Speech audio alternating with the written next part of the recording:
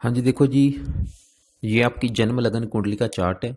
आपकी है वृश्चिक लगन की जन्म कुंडली।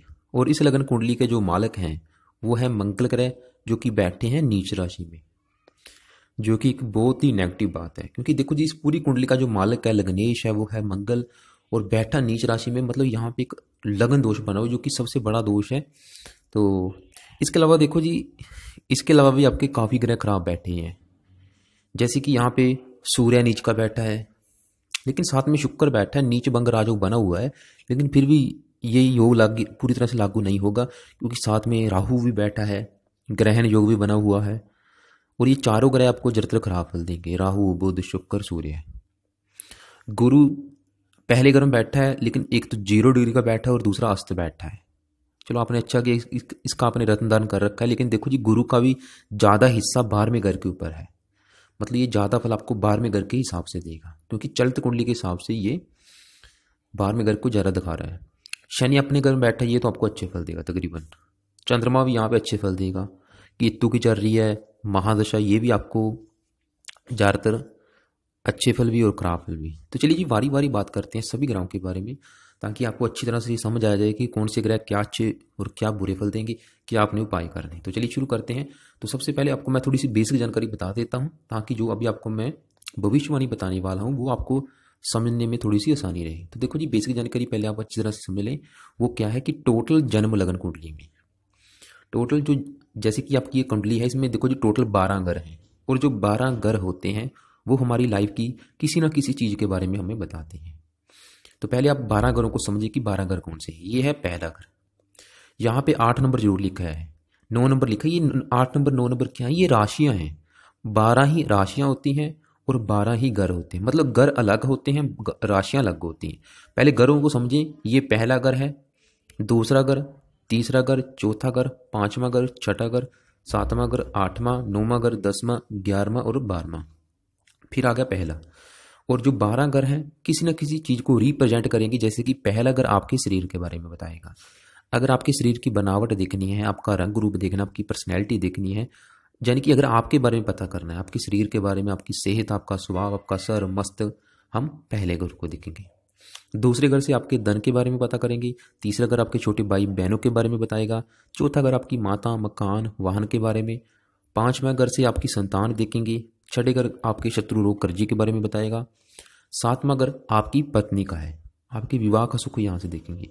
आठवां घर आपकी आयु का। नवम भाव आपके भाग्य का। 10वां भाव आपके नौकरी व्यापार का। 11वां घर लाभ का है और 12वां घर खर्च का। तो कहने का मतलब जो 12 घर है किसी न किसी चीज को बताएंगे। और उस घर का देखो मालक देखना जरूरी है। जैसे कि मैंने बोला कि दूसरा घर आपके धन के बारे में बताएगा। तो धन के लिए यहाँ पे 9 नंबर लिखा है, इसका मालक कौन है? गुरु ग्रह। तो हम गुरु ग्रह को देखेंगे। तीसरा घर आपके छोटे भाई बहनों का है। तो यहाँ पे 10 नंबर लिखा है, इसका मालक शनि है। तो छोटे भाई बहनों के लिए शनि को देखेंगे। ऐसे ही चौथा घर भी आपकी माता, मकान, वाहन का है। इसका सुख देखने के लिए इस घर का जो मालक है वो भी शनि है। तो शनि अपनी घर में बैठा है, अच्छी बात है कि शनि को देखेंगे। और सातवां घर आपके विवाह का मैंने बोला है, तो सातवें घर का जो मालक है शुक्र है, तो शुक्र को देखेंगे जो कि 12वें घर में बैठा है। तो देखो जी, ये थी बेसिक जानकारी। अब बात करते हैं वारी वारी सभी ग्रहों के बारे में। और सबसे पहले बात करते हैं आपकी, तो देखो जी, जैसे कि आपका गुरु 0 डिग्री पे बैठा है, अस्त भी बैठा है। ये क्या होता है? अस्त का मतलब क्या है, ये डिग्री क्या है, ये भी आपको मैं पूरा बताने वाला हूँ विस्तार से। तो सबसे पहले आपके इन चारों ग्रहों की बात करते हैं। जबकि राहु, सूर्य, बुध और शुक्र, ये 4 ग्रह बैठे हैं, इन्हीं की बात करते हैं। और उससे भी पहले मैं आपको बता देता हूँ कि ये 12वां घर है। देखो, जैसे मैंने अभी बताया था कि सभी 12 घर किसी न किसी चीज़ के बारे में बताते हैं। जैसे कि पहला घर ये तो आपके शरीर के बारे में बताएगा। दूसरा घर आपके धन के बारे में बताएगा। ऐसे ही जो 12वां घर है, ये घर खराब घर माना गया है। टोटल जो 12 घर हैं, इनमें से ये छठा घर है, 8वां घर है और ये 12वां घर है। ये तीनों जो घर हैं ये कुंडली के खराब घर माने गए हैं। इन्हें हम त्रिक भाव कहते हैं। अगर इन्हीं का मालक इन्हीं के घर में बैठा हो तब जाके कुछ मात्रा में अच्छे फल देता है, वरना वो खराब फल देते हैं। और ये 12वां घर भी देखो जी खराब घर माना गया है। ये क्यों खराब घर माना गया है, पहले वो आपको मैं बता देता हूँ। तो देखो जी, 12वें घर से हम देखते हैं खर्च। यहाँ से खर्च देखा जाता है, हानि देखी जाती है, दान दंड, अस्पताल के खर्चे, पागल खाना, जेल यात्रा, इसके अलावा मोक्ष देखा जाता है, विदेश यात्रा भी देखी जाती है। बायां नेत्र, गुप्त शत्रु, गुप्त विद्या, इसके अलावा कर्ज, काफ़ी मतलब खराब चीज़ें यहाँ से देखी जाती है। जेल यात्रा, सजा, हत्या, आत्महत्या, खर्च, हानि, अपमान, गुप्त शत्रु, मुकदमा, कला कलेश, मतलब जिसकी वजह से इस ग्रह को खराब ग्रह माना गया है। तो बारी बारी बात करते हैं। सबसे पहले बात करेंगे सूर्य ग्रह की। और सूर्य देखो जी, आपका बिल्कुल मुझे नेगेटिव लगा है, वो भी आपको बताता हूँ। सूर्य यहाँ पे बैठा है, 7 नंबर लिखो। ये पहले ये नोट कर लो कि यहाँ पे क्या लिखा है। ये जो 7 नंबर लिखा है ये है तुला राशि, और ये तुला राशि में चारों ग्रह बैठे हैं। और ये जो तुला राशि है ये सूर्य ग्रह की नीच राशि है, मतलब ये इस घर में जाके बिल्कुल खराब फल देगा। लेकिन ये जो तुला राशि है इसका मालक शुक्र है, जो कि अपने ही घर में बैठा है, जिसकी वजह से यहाँ पे नीच भंग राजयोग भी बनेगा सूर्य ग्रह का। जो सूर्य ग्रह ने आपको मतलब यहाँ पे 100% बुरे फल देने थे, उसके बुरे फलों में कमी आएगी, काफ़ी हद तक कमी आएगी, क्योंकि इस घर का जो मालक यहीं बैठा है। लेकिन फिर भी आपको सूर्य ग्रह खराब फल जरूर देगा। क्या देगा? देखो जी, सूर्य ग्रह यहाँ पे 5 नंबर लिखा है, ये इस घर का मालक है, और ये है आपका 10वां घर। 10वां घर मैंने बताया था कि आपकी नौकरी व्यापार का है। जो भी आप नौकरी, कारोबार, व्यापार करेंगे वो हम इस घर से देखेंगे, और इस घर का मालक कौन है? सूर्य है। ये 10वां घर आपके पिता का भी है, पिता का सुख यहाँ से, मान प्रतिष्ठा का भी है, सरकार का भी है, सरकारी कामों का भी है। मतलब एक घर से हम हजारों चीजें देखते हैं, लेकिन आपको मैं सिर्फ मोटा मोटा बताऊंगा, ज्यादा नहीं, क्योंकि वीडियो काफी लंबी बन जाएगी। तो इस घर का मालिक सूर्य है, चला गया नीच राशि में, जो कि एक तो घर अच्छा नहीं। देखो जी, एक तो घर वैसे ही खराब घर में बैठा है, और दूसरा बैठ भी गया नीच राशि में, और तीसरा बैठा भी राहु ग्रह के साथ है, जिसकी वजह से ये सूर्य ग्रह आपको बिल्कुल खराब फल देगा। क्या खराब फल देगा? यहाँ पे बना है राजभंग योग। राजभंग योग एक खराब योग है। और वैसे भी जब भी सूर्य नीच राशि में, तुला राशि में बैठा होता है, ये शास्त्रों में लिखा है कि ये 1000 राजयोग नष्ट कर देता है।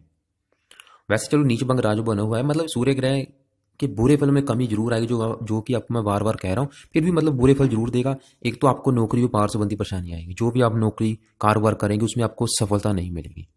चाहे आप कहीं नौकरी करते हैं या खुद का काम करते हैं, बहुत ज़्यादा आपको उसमें संघर्ष करना पड़ेगा, खासतौर पर शुरुआती अवस्था में।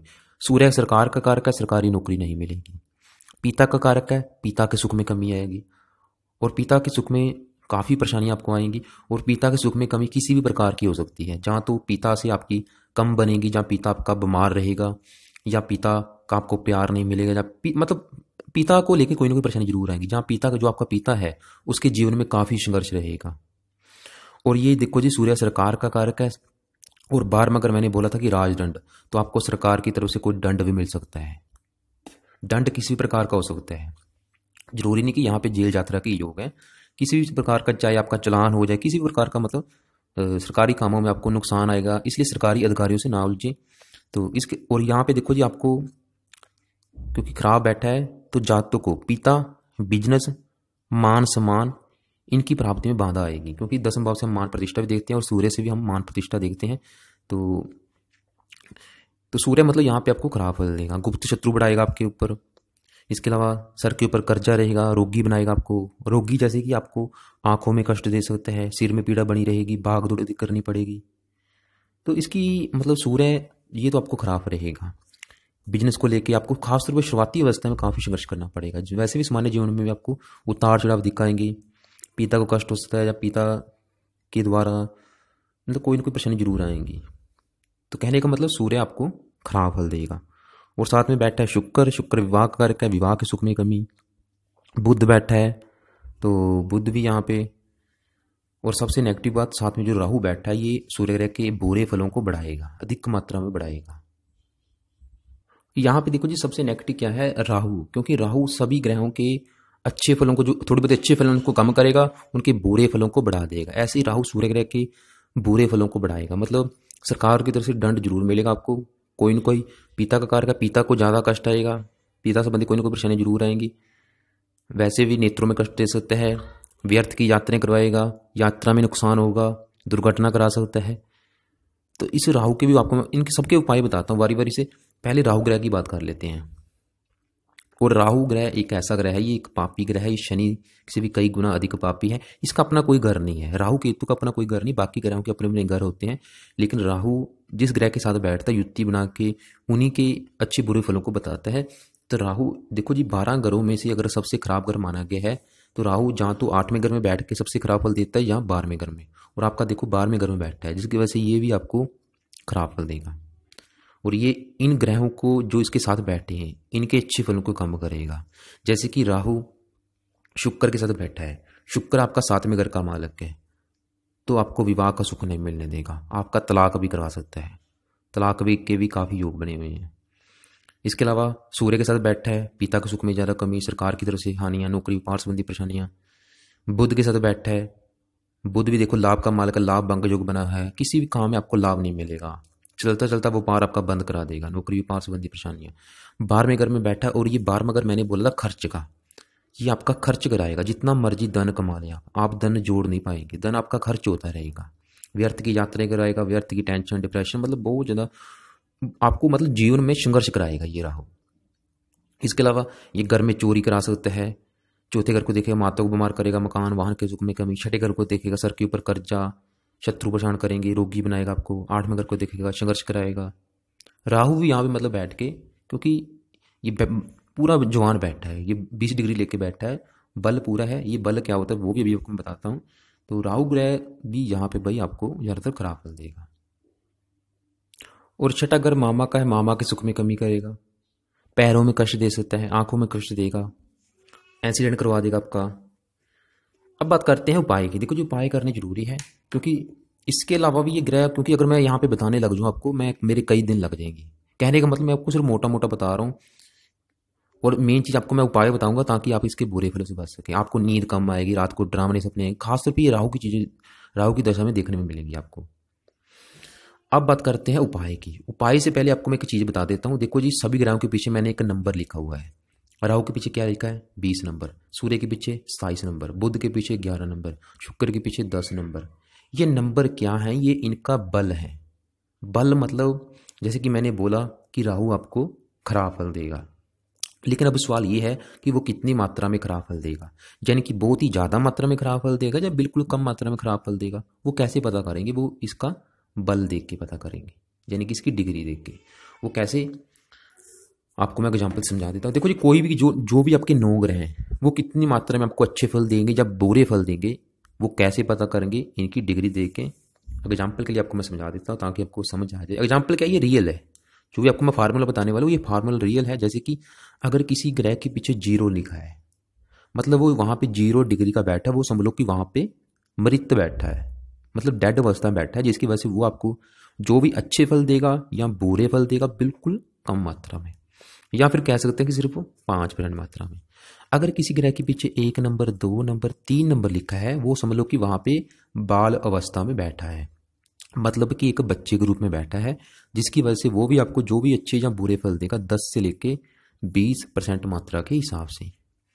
ऐसे ही अगर कोई ग्रह 27 डिग्री, 28 डिग्री, 29 डिग्री का बैठा है, वो समझ लो कि वहाँ पे बुजुर्ग रूप में बैठा है, मतलब एक बूढ़े इंसान के रूप में बैठा है। जैसे कि बूढ़ा एक होता है 80-90 साल का, उस अवस्था में बैठा है, वो भी आपको जो भी अच्छे बुरे फल देगा कम मात्रा में ही देगा, सिर्फ 10 से लेके 20% मात्रा के हिसाब से। लेकिन अगर कोई ग्रह 10 डिग्री से लेके 20 डिग्री के अंदर अंदर बैठा है, वो पूरा जवान होगा, जिसकी वजह से वो आपको जो भी अच्छे या बुरे फल देगा पूरी 100% मात्रा में। तो राहु के पीछे क्या लिखा है? 20 नंबर। फार्मूला याद कर लो। तो राहु आपको मतलब बुरे फल कितनी मात्रा में देगा? पूरी 100% मात्रा में। सूर्य चलो आपका 27 डिग्री का बैठा, अच्छी बात है। बुध भी 11 डिग्री का, जो भी अच्छे बुरे फल देगा पूरी 100% मात्रा में। शुक्र के पीछे क्या लिखा है? 10 नंबर, ये भी आपको जो भी अच्छे बुरे फल देगा पूरी 100% मात्रा में। और वक्री योग बैठा है। वक्री का मतलब क्या है? देखो जी, कोई भी ग्रह जब वक्री बैठता है, वक्री का मतलब ये होता है वो ग्रह जो भी आपको अच्छे फल देगा 3 गुना अधिक मात्रा में, अगर बुरे फल देगा 3 गुना अधिक मात्रा में। तो ये शुक्र आपको जो भी अच्छे या बुरे फल देगा 3 गुना अधिक मात्रा में देगा। तो अब बात करते हैं कि राहु के बुरे फलों से कैसे बचना है, वो भी आपको मैं बता देता हूँ बारी बारी। सबसे पहले मैं इनका एक और फलादेश बता दूं आपको। बात करते हैं बुध ग्रह की, पहले बात कर लेते हैं शुक्र ग्रह की। शुक्र ग्रह यहाँ पे क्या अच्छे फल देगा, क्या बुरे फल देगा। और जैसे कि मैंने बताया था कि क्योंकि ये घर खराब घर मानेगी, अगर इन्हीं का मालिक इन्हीं के घर में बैठो तब जाके कुछ मात्रा में अच्छे फल देता है। जैसे कि शुक्र यहाँ पे 7 नंबर लिखा है, ये अपने ही घर में बैठा है, अच्छी बात है, क्योंकि सरल नाम को विपरीत राजयोग लेके बैठा है। चलो अच्छा है कि अपने घर में बैठा, जिसकी वजह से आपको अच्छे फल भी देगा। लेकिन शुक्र ग्रह यहाँ पे 2 नंबर लिखा है, इस घर का भी मालिक है, और ये 2 नंबर मैंने बताया था कि 7वां घर है आपका, और 7वां घर है आपके विवाह का, आपकी पत्नी का। अगर आपके विवाह का सुख देखना है, आपकी पत्नी का सुख देखना है, पत्नी कैसी मिलेगी, विवाह का सुख कैसा होगा, पत्नी से बनेगी कि नहीं, वो हम इस घर को देखेंगे। और इस घर का जो मालिक है उसको देखेंगे। तो मालिक कौन है? शुक्र है। और इस घर के ऊपर जिस ग्रह की दृष्टि है गुरु की, उसको भी देखेंगे। तो उस घर का जो मालिक है देखो जी शुक्र है। और शुक्र इसके अलावा यहाँ पे 7 नंबर लिखा ही नहीं, इस घर का जो मालिक है, दोनों घरों का मालिक है, अपने घर में बैठा है। यहाँ पे 2 योग बने, एक तो विवाह विलंब योग बना, दूसरा सरल नामक विपरीत राज योग बना। यानी कि इस घर के थोड़े बहुत अच्छे फल देगा, लेकिन इस घर के आपको खराब फल देगा। विवाह विलंब योग के कारण खाली अगर यहाँ पे शुक्र होता फिर भी चलो चल जाता, लेकिन साथ में जो राहु बैठा है ये क्या करेगा, आपको विवाह का सुख नहीं मिलने देगा। यानी कि विवाह संबंधी आपको कोई ना कोई परेशानी जरूर आएगी, वो किसी भी प्रकार की हो सकती हैं। चाहे आपकी पत्नी से लड़ाई झगड़े होते रहेंगे, पत्नी से कम बनेगी, यानी कि आपके काफ़ी मात्रा में अगर सही कहा जाए तो तलाक होने के भी योग बने हुए हैं कुंडली में। लेकिन देखो जी, सही फलादेश के लिए आपकी और आपकी पत्नी की कुंडली देखनी पड़ेगी, लेकिन आपकी कुंडली के हिसाब से तलाक के योग काफ़ी हैं। तो इसके अलावा शुक्र मतलब आपको पत्नी के मामले में कोई ना कोई खराब फल देगा। पत्नी आपकी जहाँ तक बीमार रहेगी, जहाँ खर्चीले स्वभाव की होगी, क्योंकि खर्च घर में बैठी है, या पत्नी के द्वारा आपको हानि होगी, पत्नी को लेकर कोई ना कोई परेशानी जरूर आएगी। और इसके अलावा शुक्र वैसे भी, क्योंकि ये यहाँ पे अपने ही घर में बैठा है, इस घर के भी आपको अच्छे बुरे फल देगा। और इसके अलावा देखो जी, ऐसे मैंने वैसे काफ़ी कुंडलियाँ देखी, ऐसे जातक ना थोड़ा सा काम को ज़्यादा होते हैं, मतलब ऐसे जातकों में काम वासना अधिक होती है, जिसकी वजह से क्या होगा, ये आपको आपकी पत्नी के अलावा भी आपके एक्स्ट्रा फिर कराएगा। मतलब जातक, ऐसे जातक मैंने देखे हैं स्त्रियों के पीछे ज़्यादा भागने वाले होते हैं। और ऐसे जातक अपने ऐशो राम के ऊपर भी धन अधिक खर्च करते हैं, यानी कि भोग विलास आदि स्त्रियों के ऊपर धन अधिक खर्च करते हैं। इसके अलावा और ये साथ में जो राहु बैठा है, ये यहाँ पे एक खराब योग बना हुआ व्यभिचारी योग, जिसकी वजह से क्या होगा, जातक सेक्स स्कैंडल में फंसेगा जरूर, स्त्रियों के कारण आपकी बदनामी जरूर होगी। इसलिए भाई स्त्रियों से दूर रहें, तो क्योंकि बदनामी होने के भी योग है, फंसने के भी योग आपके, क्योंकि राहु बैठा है व्यभिचारी योग लिख के। तो इसके अलावा सूर्य बैठा है, सरकारी नौकरी में दिक्कतें आएंगी, सरकारी से नौकरी ना मिले आपको। तो और जहाँ तक धनी होगा और मौज शौक में वैसे रुपया खर्च जरूर करे। और शुक्र क्योंकि 12वां अगर विदेश का है, वैसे विदेशी देखो जी, विदेश के जाने के आपके वैसे काफ़ी योग हैं। अगर आप मतलब विदेश जाते हैं, और विदेश का मतलब ये नहीं कि आपने कहीं दूसरी कंट्री में जाना है, चाहे जहाँ पे आपका जन्म हुआ है, मतलब जहाँ पे आपका जन्म हुआ है उस जगह से दूर जाना, उसे भी विदेश कहा जाता है, चाहे वो अपने देश में हो चाहे विदेश में हो। मतलब अगर आप घर से दूर जाते हैं, वहाँ पे आपको रहने से ज़्यादा बेनिफिट है। तो शुक्र भी मतलब यहाँ पे आपको अच्छे बुरे दोनों प्रकार के फल देगा। थोड़ा सा ये बनाएगा आपको, मतलब थोड़ा सा काम को बना सकता है, जातक गुप्त युक्तियों से भी धन कमाने वाला होगा। वैसे क्योंकि विपरीत राजयोग बना है, फिर भी मतलब आखिर में जातक वैसे धनी जरूर होगा, सभी प्रकार के भौतिक सुखों को प्राप्त जरूर करेगा, क्योंकि चौथे घर का जो मालिक शनि आपका अच्छा बैठा है। तो वैसे शुक्र की दशा रले मिली फल देगी, अच्छे फल भी देगी, खराब फल भी देगी, लेकिन पत्नी के मामले में आपको खराब फल जरूर मिलेंगे। मतलब विवाह के सुख में कमी जरूर आएगी, ये बिल्कुल कन्फर्म है। और विवाह संबंधी कोई ना कोई परेशानी जरूर आएगी, जरूरी नहीं कि विवाह हो ही ना, कोई ना कोई वैसे, यानी कि मतलब पत्नी आने के बाद भी आपको वो सुख नहीं मिल पाएगा जो मिलना चाहिए। मतलब क्योंकि कुंडली में देखो जी, तलाक के भी काफ़ी योग बने हुए हैं। तो आगे बात करते हैं बुध ग्रह की, उसके बाद आपको मैं बताता हूँ इनके उपाय क्या करने हैं। बुध ग्रह देखो यहाँ पे 3 नंबर लिखा है, ये इस घर का मालिक है, जो कि आपका 8वां घर है। 8वां घर आपकी आयु का है। आयु, मृत्यु, कष्ट, लंबी बीमारी, दुर्घटना, गुप्त रोग, गुप्त विद्या, मतलब काफ़ी चीज़ें यहाँ से देखी जाती है। ससुराल की स्थिति, गरीबी, रुकावटें। और त्रिक भाव का स्वामी है, त्रिक भाव में बैठा है, अच्छी बात है, इस घर के अच्छे फल देगा। लेकिन ये इस घर का भी मालिक है बुध, जो कि लाभ का है, लाभ भंग जो बना, जिसकी वजह से लाभ में हमेशा आप कोई भी जीवन में जो काम करेंगे उसमें आपको प्रॉपर लाभ नहीं मिल पाएगा, क्योंकि लाभ भंग जो बना हुआ है। जितना लाभ आपको मिलना चाहिए उतना नहीं मिलेगा। और वैसे भी, और ये खर्च का घर है, लाभ का मालिक चला गया खर्च के घर में। आप जितना कमाएंगे आपका खर्च होता जाएगा, जो भी धन कमाएंगे खर्च होता रहेगा। वैसे देश विदेश की यात्रा करने का अवसर आपको जरूर मिलेंगे, और विदेश यात्रा से आपको लाभ भी है, मतलब घर से दूर जाएंगे, काफ़ी योग आपके विदेश जाने के। तो और वहाँ पे आपको सफलता भी वैसे भी मिलेगी। बुध मतलब आपको यही फल देगा, आयु आपकी लंबी कर सकता है, त्रिकवा को स्वामी, आयु को स्वामी है। तो तो देखो जी, मेरा कहने का मतलब ये है, और ये आपके स्वास्थ्य में वैसे जरूर कमी करेगा क्योंकि साथ में राहु बैठा है। अब बात करता हूँ, देखो जी, जो भी आपको मैं चाहे शुक्र के, सूर्य के, बुध के फल बताए हैं, उनमें कमी जरूर आएगी इस राहु ग्रह की वजह से। अब आपको एक और बीस की जानकारी बता देता हूँ, वो भी आप अच्छी तरह से समझ लें। वो क्या है, यहाँ पे मैंने लिख रखा है केतु की महादशा, जो कि चली आपके ऊपर 2017 से 24 तक चलेगी।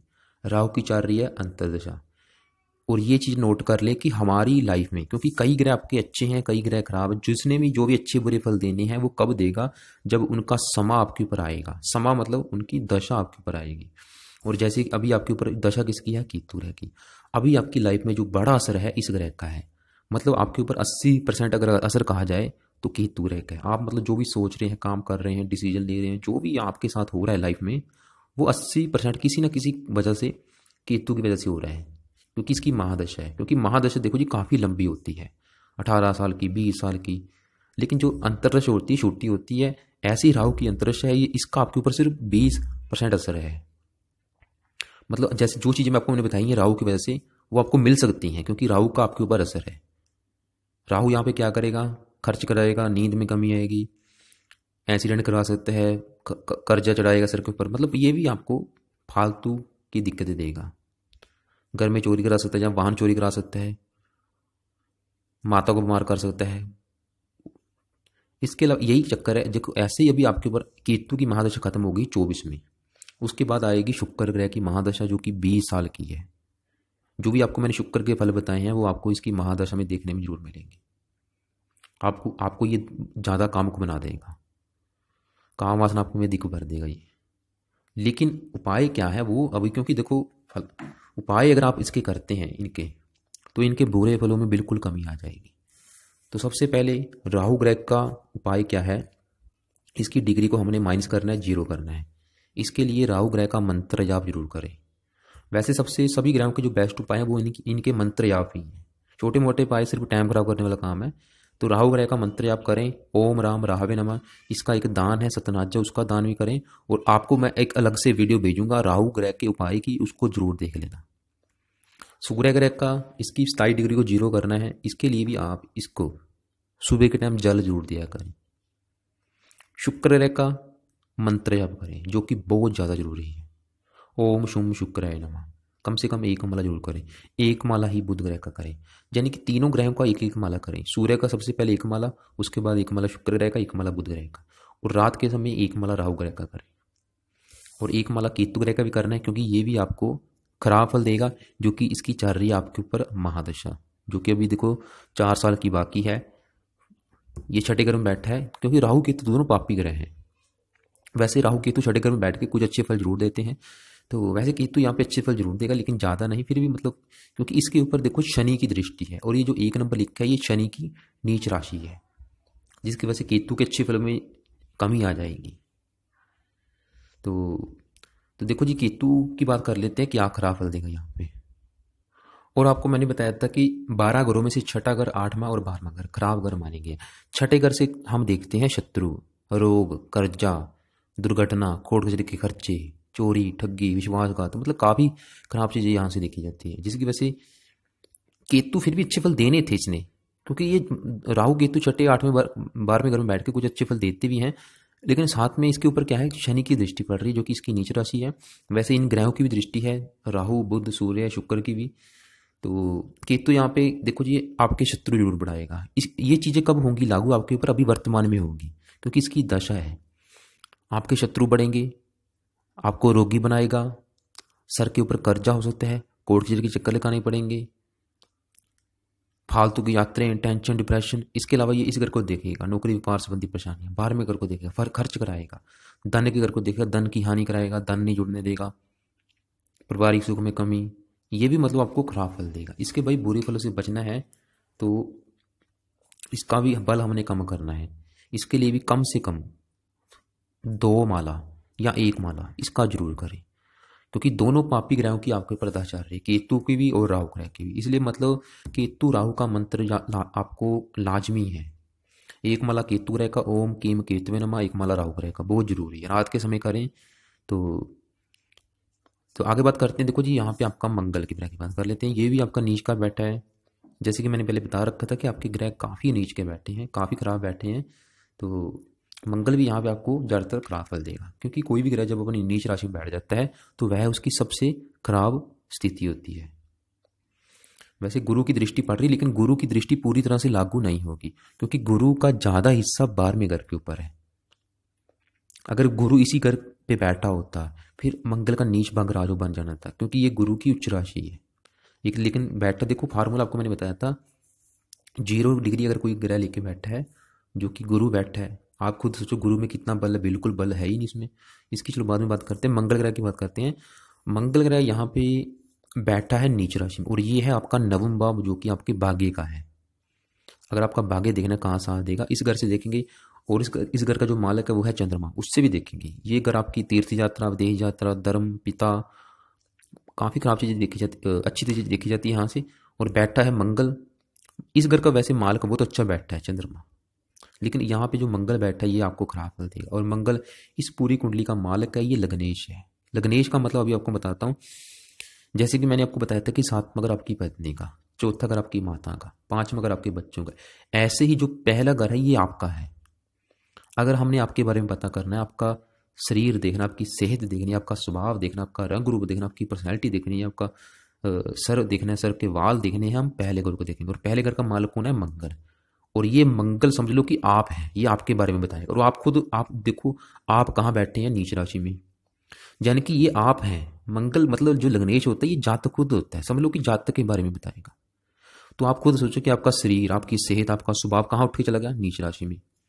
तो ये मंगल आपको खराब फल देगा, यानी कि आपको खराब फल देगा, आपकी सेहत को खराब करेगा, आपको रोगी बनाएगा, आपको सफलता नहीं मिलेगी, जितनी मेहनत करेंगे सफलता नहीं मिलेगी, जीवन में बहुत ज़्यादा संघर्ष करना पड़ेगा। आपकी सेहत में खराब फल आपको मतलब। और भाग्य घर में बैठा, देखो जी, भाग्योदय संबंधी आपको खराब फल आएंगे, आपका भाग्योदय आसानी से नहीं हो पाएगा, आपका भाग्य ही आपका साथ नहीं देगा। इसके अलावा यहाँ से विदेश यात्रा देखिए, वैसे विदेश में जाने के योग है आपके। मंगल की भी देखो जी 3 दृष्टियां हैं। चौथी दृष्टि पड़ेगी 12वें घर के ऊपर, विदेशी संबंधों से लाभ हो सकता है। इस करके आपको अच्छे फल देगा, क्योंकि यहाँ पे इसकी उच्च राशि है। आपको मतलब जाने कि जातक बहुत ज़्यादा मेहनती होगा, साहसी होगा, हिम्मत वाला होगा, निडर होगा। वैसे अपनी मेहनत के बल पर जातक जीवन में कामयाब जरूर होगा। और ये 8वीं दृष्टि इसकी चौथे घर के ऊपर भी पड़ेगी। तो चौथे घर के, क्योंकि शनि वहाँ पे अपने घर में बैठा है, तो चौथे घर के भी मंगल आपको अच्छे फल देगा। तो इसलिए भाई मंगल ग्रह का इसका भी मंत्र जाप करना लाजमी है, क्योंकि ये तो आपकी कुंडली का मालक है, आप खुद हैं। देखो जी, अगर आप खुद ही नीच के बैठे हैं तो जीवन में सफलता कैसे मिलेगी? आप डिसीजन सही नहीं ले पाएंगे। इसलिए मतलब मंगल ग्रह का भी मंत्र जरूर करें, क्योंकि मंत्रों में इतनी शक्ति है। वो ग्रह जितना मर्जी नीच का बैठा, जैसी मर्जी की डिश में बैठा, उसे अच्छा मजबूर होना पड़ता है अच्छे फल देने के लिए। बात करते हैं शनि ग्रह की। ये तो आपको तकरीबन अच्छे फल देगा, थोड़े बहुत खराब फल जरूर देगा, लेकिन ज़्यादातर आपको अच्छे फल देगा। और शनि देखो जी, ये है आपका चौथा घर। चौथा घर है आपकी माता का। अगर आपकी माता का सुख देखना है, आपके मकान का सुख देखना है, मकान आपका जो घर है उसका सुख देखना है, आपके वाहन का सुख देखना है, वाहन आपके चाहे कार है चाहे बाइक है, भूमि जमीन जायदाद का सुख देखना है, घरेलू सुख देखने, घर का जो वातावरण है वो देखना है, तो हम शनि को देखेंगे, क्योंकि इस घर का मालिक शनि है। और शनि अपने ही घर में बैठा है, बहुत ही अच्छी बात है। और शनि यहाँ पे 10 नंबर लिखा है, इस घर का भी मालिक है, जो कि आपके छोटे भाई बहन, पराक्रम, उद्यम, मेहनत, साहस, दोनों घरों का मालिक शनि है, अपने ही घर में बैठा है। इस घर के आपको अच्छे फल देगा। अच्छे फल क्या देगा? माता का है तो माता का सुख अच्छा, मकान का है जातक के पास अच्छा घर होगा, अच्छी गाड़ी, भूमि जमीन जायदाद सभी सुखों से वैसे ही युक्त होगा। इसके अलावा ये मेहनत का है, मेहनत के घर का मालिक है, तो मेहनत उठ के चलेगी चौथे घर में। तो जाने जाने की जातक अपनी मेहनत के बल पर ही ये चीज़ें खरीदेगा। जातक बहुत ज़्यादा मेहनती होगा, अपनी मेहनत के बल पर जीवन में कामयाब जरूर होगा। और शनि बैठा भी 11 डिग्री का, ये मतलब शनि आपको अच्छे फल देगा। अच्छी बात है कि शनि चलो आपका अच्छा बैठा है, ये आपको मतलब चौथे घर के, और सबसे अच्छा घर क्योंकि चौथा ही, क्योंकि चौथे घर से आपका घर देखेंगे, आपकी घरेलू जरूरतें देखेंगे, आपका घर का माहौल देखेंगे, मकान वाहन का सुख देखेंगे। तो शनि मतलब तकरीबन आपको यहाँ पे अच्छे फल देगा, थोड़े से खराब फल जरूर देगा, क्योंकि जो शनि की दृष्टियाँ हैं तीसरी दृष्टि पड़ेगी यहाँ पे जो कि नीच राशि है, शत्रु रोग परेशान करेंगे। 10वें भाव को देखेगा, नौकरी व्यापार संबंधी परेशानी आ सकती हैं। लगन को देखेगा, आपकी सेहत को खराब कर सकता है। तो कहने का मतलब शनि आपको 100 में से 80% अच्छे फल देगा। आगे बात करते हैं चंद्र ग्रह की। देखो जी, ये आपको 100 में से अगर कहा जाए तो 90% अच्छे फल देगा, क्योंकि चंद्रमा इस कुंडली में अति योग का ग्रह है। ये इस घर का मालिक है, भाग्य घर का मालिक है, बैठा है गुरु ग्रह के घर में जो कि इसका मित्र है, मेहमान बन के है। बहुत ही अच्छी बात है। 5वें घर में बैठा, 5वां ग्रह है आपकी संतान का। अगर आपकी संतान का सुख दिखना है, बच्चों का सुख दिखना है, इस घर से देखेंगे। 5वां घर आपकी पढ़ाई का भी है, आपकी बुद्धि का भी है। और ये चीज़ अगर देखनी है, इस घर का जो मालिक है, 12 नंबर लिखा है, मालिक है गुरु ग्रह, तो गुरु ग्रह से देखेंगे। और इस घर में जो बैठा है चंद्रमा है, उसको भी देखेंगे। और भाग्य उठ कर चला गया संतान के घर में। जब आपकी संतान होगी उसके बाद आपका भाग्य होगा, और संतान भी आपकी वैसे भाग्यशाली होगी। चंद्रमा यहाँ पे आपको अच्छे फल ही देगा। 5वां घर संतान का, तो संतान का सुख अच्छा मिलेगा। चंद्रमा रति ग्रह है, वैसे कन्या संतान अधिक होने के योग हैं।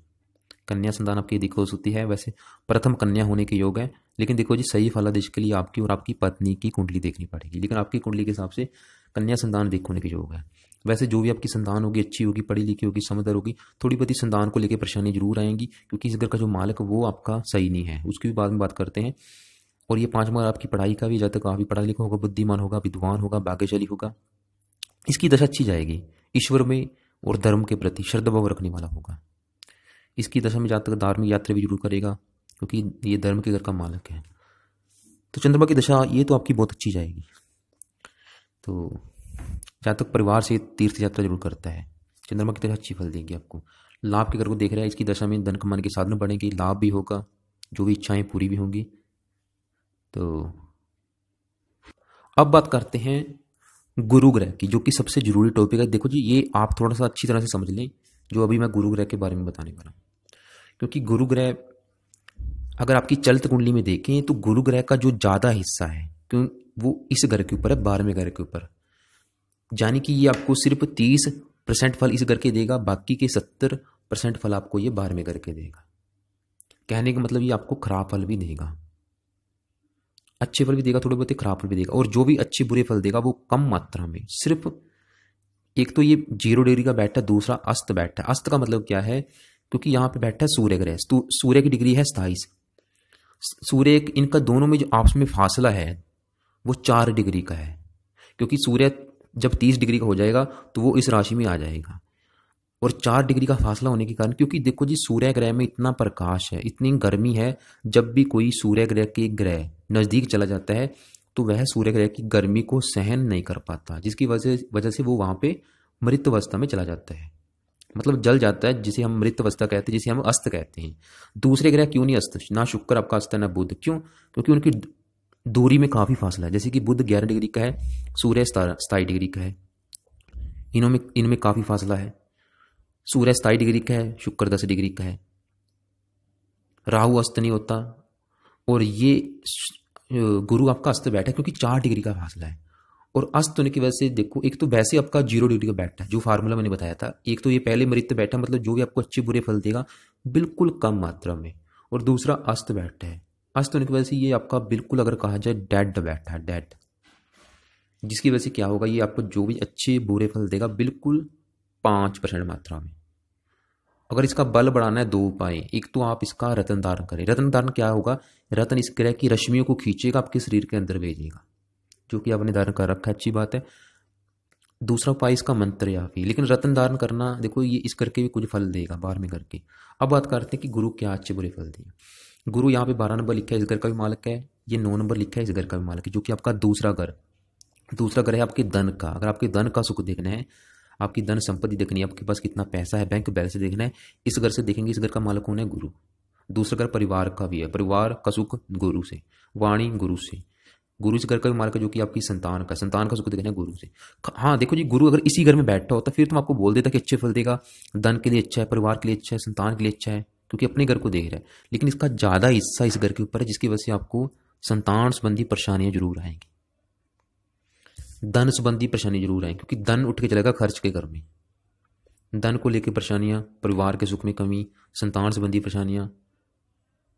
इसलिए भाई आप इसका मंत्र जाप जरूर करें। अगर ये इसी घर में होता फिर तो आपको मैं बोल देता कि आप रतन अच्छी क्वालिटी का दान कर लें, क्योंकि इसका आधा हिस्सा बाहर में घर के ऊपर है, खर्च के घर में बैठा, संतान ही नहीं योग लेके बैठा, धन ही नहीं योग लेके बैठा है। इसके लिए इसका मंत्र जाओ रेगुलर करें, ओम ब्रह्म बृहस्पति नमः। तो देखो जी, ये थी आपकी कुंडली का फलादेश। काफ़ी ग्रह खराब बैठे हैं मेरे हिसाब से, तो तकरीबन सभी ग्रह आपके खराब हैं। इसलिए आपको मैं क्या बोलूँगा, एक तो आप नवग्रह कवच का पाठ जरूर करें, जो जिसकी वजह से आपके सभी ग्रह तकरीबन सही हो जाएंगे। दूसरी बात, वारी वारी से सभी ग्रहों के मंत्रों को सिद्ध जरूर करें। आपको मैं कुछ 10 वीडियो अलग से भेजूंगा, उनको देख लेना। उनमें सब कुछ ये बता रखा है कि मंत्र जब कैसे करने, कौन सी विधि से करने हैं, और राहु का एक सतनाजा है वो कैसे बनाना है, कैसे दान करना है, और आपने दान किस किस से करने, एक तो राहु ग्रह का करना है, एक केतु ग्रह का करना है। ये आपको मैं अलग से वीडियो भेजूंगा 9 ग्रह दान की, उसमें देख लेना राहु का दान, केतु का दान, इसके अलावा सूर्य ग्रह का दान। और आप मंगल ग्रह का भी दान कर सकते हैं।